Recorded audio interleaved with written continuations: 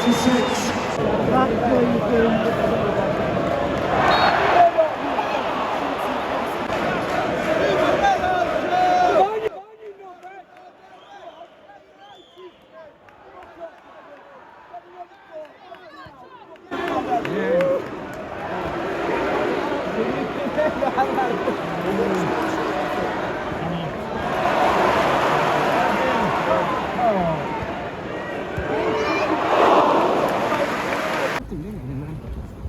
Rightio, then just got home there from Old Trafford, and well, not particularly the result Manchester United wanted, but well, it was kind of coming. It was kind of coming. I mean, like I said on my match review, have a look at that, obviously, if you want to. Brighton and City, for my opinion, are the two best teams in the Premier League. And I do think that. I think they're better than Liverpool, better than Tottenham, better than Arsenal. I think overall, what Roberto De Zerbi has done there with Brighton is an absolute miracle. And I think because of that, they won the game. And I mean, fair play. Fair play, Brighton. You won us fair and square. I'm going to say that. But United, again, it's like, what are we doing? What are we doing? It's like, you have to rely on Hannibal Mabry to score a goal for us. That just shows how depressing we are at the minute. I mean, what I will say is Hannibal's a good player. I'm not knocking him.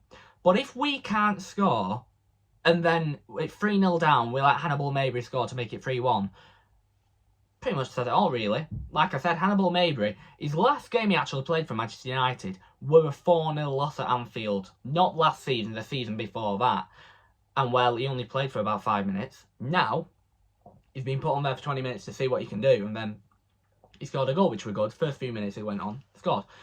But I think United are in a major problem. I think United are in a problem at the minute, and it does need addressing. I mean, obviously, you've got the takeover news, whatever's going to happen, if the Glazers are going to take over, or if the Glazers are going to go, if Sheikh Jassim will come, if Sir Jim Ratcliffe will go.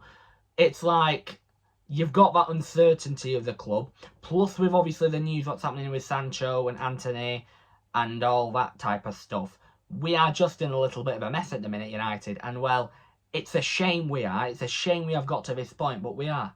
Yeah, Manchester United are in a mess at the minute. There is nothing else I can put it. United are in a mess at the minute, and the one thing that does actually annoy me, right, as being a United fan for this game, Tottenham and Liverpool, they were both 1-0 down. Tottenham 1-0 down against Sheffield United. Liverpool 1-0 down against Wolves. They didn't do what we did. They won the game. And they got 3 points. Tottenham, out of nowhere, 1-0, won the game 2-1. Which I will credit I will credit Spurs and Ange Postecoglou. He's doing a brilliant job at the minute. But, well, why can't we do that? Why can't we do that? Why can't we, when we concede one, we can come and fight back? We can't do that. Once we concede, it's like, it's game over with United. Pure simple. And that's just what annoys me. That's what annoys me, obviously, being a United fan. The fact that you have one chance, and every time you concede, that goes over to getting 0 points. And, well, it always happens. And, well, Liverpool again. 1-0 down against Wolves, playing absolutely dreadful at Molineux.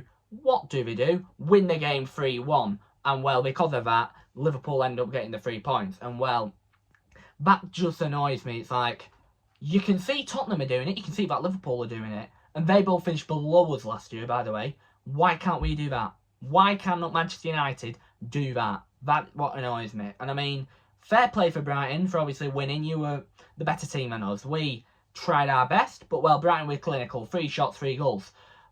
But with us, we need to have a right look out of ourselves and think, if we are going to be like this against Bayern Munich, we are going to absolutely be pounced. We will be pounced at the Allianz Arena, do not get me wrong.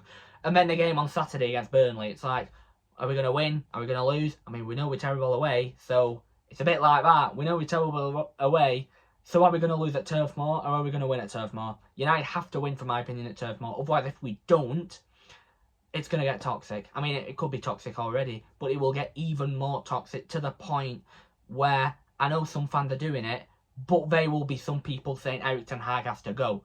I don't think that personally. I still think he's my manager. But I think today's loss some will point the fingers at him. I mean, the substitution, obviously, what he did when he ended up subbing off Rasmus Højlund there for Anthony Martial, by the way, that were a little bit nah. Obviously, the fans were booing him and so on, but yeah, I think that loss was a major factor there from Ten Hag. But some people will be questioning him, but he's still my manager at the end. And well, even though we do lose, hopefully we can carry on next week to, well, cause a bloody miracle and beat Bayern Munich, that is. But, well, now while I'm here, let's have a review of how the Brighton fans were actually on the day. So then, for Brighton and Hove Albion fans, I will give them a 6 out of 10. So, sadly for them, they are ranked the lowest out of, well, all the clubs that I have ranked so far this season, between Wolves, Forest and Brighton. And yeah, I just thought, well, they were obviously loud because, well, they won the game. They won by 3-1 and they were the deserved winners at the end.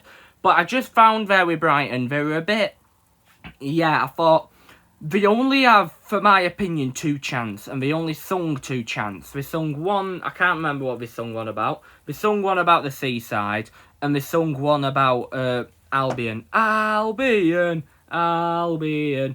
It's just a bit boring, really, if you've only got them 2 as your chance, and that's really it. I mean, yeah, that's why same chance 24/7. If they did different ones like Wolves or Forest did, then I might have put them up to a 7 out of 10, but so far, no. And they were loud when they were winning, that's what I will say, but they were a little bit quiet in the first 20 minutes when United, I don't want to say United were all over them in the first 20 minutes, but United definitely were the better team for the first 20 minutes of that game.